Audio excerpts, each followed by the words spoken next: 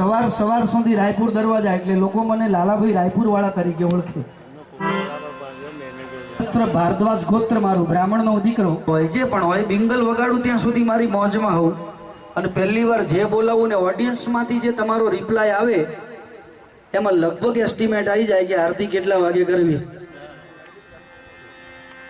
એટલે 2 વાર મેં માતાજીને જે બોલાવી છે, ત્રીજી વાર જેના મોઢામાં જીભ હોય એને નહીં નીકળે, તમે જોજો. અને ઘણી વાર શું છે, લોકો મોં બતાવવા આવે. આ બે આપણને કહે છે ને કે જાગૃત કરવાની છે. જોરદાર જરા બોલ શ્રી બહુચર કૃષ્ણ કનૈયા પवन पुत्र श्री हनुमान जी महाराज की, सब संतन की, सब भक्तन की, आज के भक्तों की. આપણને એમ લાગે કે આનંદ ગરબો કરીએ, ચલો નક્કી કરી દઈએ. 4 સમજવું કે આપણે કર્યું ને આવી ગયું છે. લાલાભાઈએ ના બોલ્યા કે બકાભાઈએ ના બોલ્યા કે તમે સાંભળીએ ના કહો. કારણ માની મરજી વગર દસ્તાવેજ કહું ભક્તો કે ઈરાદે તો લાખો બનતે હે, બનકર તૂટ જાતે હે, મગર યહાં તો દિવસ ફરીદા બેન નો પ્રોગ્રામ હતો. પણ મને એમ થયું કે લાખ માણસ આપણે કહીએ ને હવે સાહેબ આપણી શું ગજુ, પણ મારી માની મરજી હોય તો હમણાં મેદાન આખું આમ ટ્રેક્ટરોથી ભરાઈ જાય. કહેવાનો મતલબ એક માણસ બી બેસશે કે 1 લાખ બેસે, પણ એ બહુચરાજી ચડ્યો એ દાવ નથી ચડ્યો, એની મરજી નથી, જેની મરદારી છે. સૌપ્રથમ માનું પારંપરિક ગરબો કહીને સ્વાગત કરીએ કે ભલે પધારી એ બહુચરા. અમારા જોડે 3 જ વસ્તુ છે સાહેબ, અને એ છે હાથ પગ ને હૈયું. આનથી વધારે બીજું કોઈની જોડે કાંઈ નથી. એટલે તાલી પાડીને હૈયામાં માને રમાડીએ. અરે સંખલ પુરુષો હામણો રે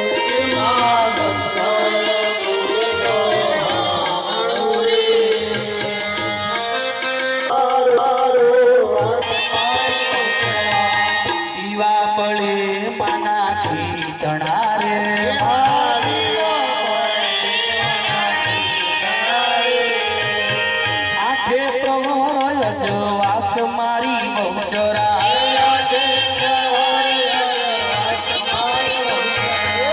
બુદ્ધિયા પોને માં બહુચરા સંખલ પુરુષો હામણો રે.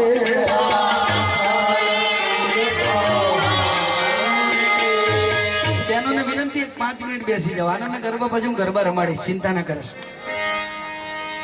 લાલા બકા છે અમાર તો રહોડામાં લઈ જઈને મરચા સમાર આવશે ને તોય કરી આલી. બધું પૂરેપૂરું જ્ઞાન છે. પછી અહીંયા બેઠા જ ભક્તો.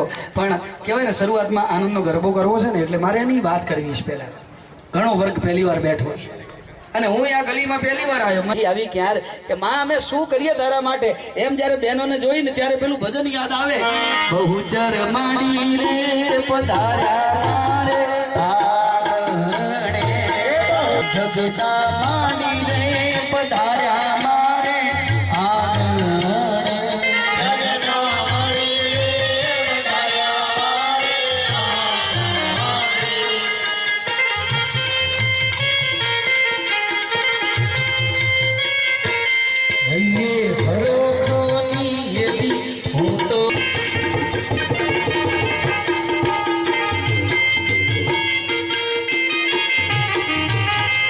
અભિહાલ મળે. સાચું કહેજો, આ પ્રસંગ વલ્લભ જોડે બનેલો એ આપણી જોડે. સાલ ફાગણ મહિનો સુદ 30 અને બુધવાર. બોલ બેટા વલ્લભ તને મળવા આવીશું, તારે શું જોઈએ? અને ત્યારે વલ્લભે પોતાની મતી બાજુમાં મૂકી દીધી અને મારા તમારા માટે આનંદનો ગરબો માંગ્યો. શું માનો છો સાહેબ? સાલ હોસ્પિટલોમાં ગરબા ગાવા ગયેલા છે. હાવ છેલ્લી પાયરીમાં પેશન્ટ હોય. હું તો સાલ તો બહુ દૂર કહું છું. અહીંયા જયમાલા સુધી ને આ બધા હોસ્પિટલોમાં ઘણી વાર અડધી રાતે આવેલો છું. સીધો માએ જીવાડી, હું તો મરવા પડેલી. તમે આયા ત્યારે તો હું બેભાન હતી, મારા મોઢામાંથી બ્લડ નીકળતું હતું. આ જેવો તેવો ગરબો નથી સજ્જનો. શું આપણે આ બધી તકલીફ થાય ત્યારે ગાવા બેસીએ? આપણને બધું સારું ઘરમાં લાવતા આવડે છે, આટલું ઘરમાં ના લાવીએ? સારી વસ્તુ ઘરમાં લાવીએ છે ને આપણે. અરે બહેનો તો ભીંડાઈ કેવા જોઈ લાવ. આવો વલ્લભના જીવન ચરિત્રની વાત કરું, કેમ કે ઘણો વર્ગ પહેલી વાર બેઠો છે. નહીં તો બીજું કોઈ આખ્યાનું માંડતો. અમારા માટે તો 2-3 પ્રોગ્રામ કરીએ ત્યારે દાંત ખોતરા જેવું કહેવાય. એટલે જેને માટે જઈને મનાવો મારી વાણી રમવાને આવે કોઈ માટે જઈને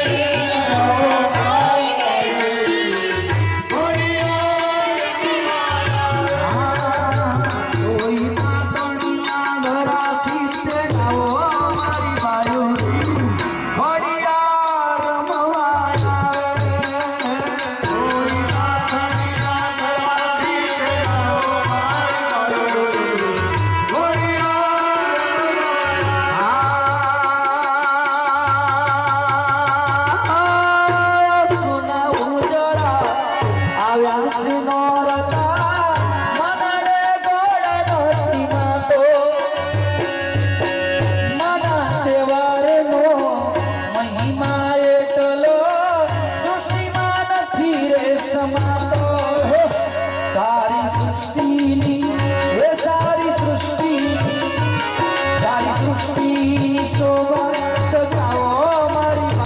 સુલાતે નહીં ભાઈ, ભાવ જોઈએ છે ને સાહેબ, હૃદયના ભાવથી રાજી થાય છે. આપણી જોડે બધું વધ્યું છે પણ શ્રદ્ધા ને ભાવ ઘટી ગયા છે. એનું નામ લઈએ ને ઈમાનદારીનું કમાઈએ ને એટલે ક્યાં